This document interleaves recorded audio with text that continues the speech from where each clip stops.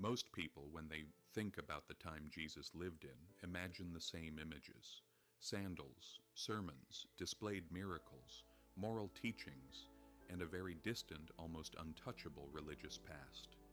But for the people who were actually living in that period, life was not like this at all. Daily life was not defined by theology, but by money. To be honest, by the absence of money. The place where Jesus was born existed within one of the most unjust economic systems the ancient Mediterranean had ever seen. This was not an innocent background. This was the story itself. At the beginning of the 1st century, Judea was a territory tied to the Roman Empire. But Rome did not conquer lands in order to unite them. It conquered lands purely to extract money. Provinces existed to serve Rome's center: grain, silver, labor.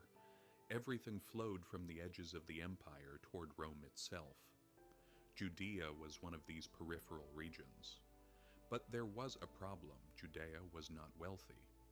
It was largely rural, agricultural, and extremely fragile. People were not living on modern farms, but trying to survive on small plots of land just large enough to sustain life. A bad harvest year did not mean less profit. It meant living in hunger.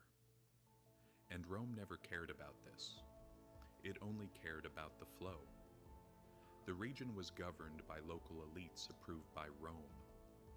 Kings like Herod the Great were kings only as long as Rome allowed them to be.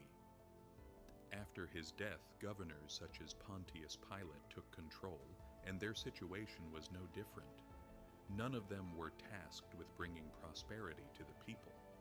Their job was to maintain order and ensure that money continued to flow regularly and safely. Taxes were the backbone of the system. And this is where things become even more disturbing. Today, we usually think of taxes as something paid based on income. But in Judea and throughout the rest of the Roman territories, the situation was different. Taxes were independent of outcomes. If you had land, you paid. If you had produce, you paid. Even while walking on the road or passing through a market, you paid. In other words, being alive was enough to owe taxes. And as if that were not enough, religious taxes were added on top. If you missed a payment, the consequences were immediate. There was no right to object, and absolutely no chance of postponement. Tax collection was outsourced to local contractors. These contractors, known as tax farmers, paid Rome in advance and then extracted the money from the people. The more pressure they put on the population, the more profit they made. Abuse of the system was not a flaw, it was an incentive. If you could not pay, you borrowed money from someone. Debt was everywhere, but this debt was nothing like modern debt. There was no concept of bankruptcy. There was no chance for restructuring. Interest accumulated at an incredible speed. The collateral for debt was usually land. A single bad harvest year could push a family onto a path with no return. Generally, the process always worked the same way. The farmer plants the crops. The weather turns bad. The harvest yield drops. Taxes are still paid somehow. Debt is taken from a large landowner. Interest accumulates. The next year's harvest is not enough to repay the debt, meaning recovery is impossible. Eventually, the land is no longer yours, and the farmer becomes a tenant on land that once belonged to him, or turns into a day laborer, or disappears entirely. What happened was not a coincidence. It was the natural outcome the system wanted.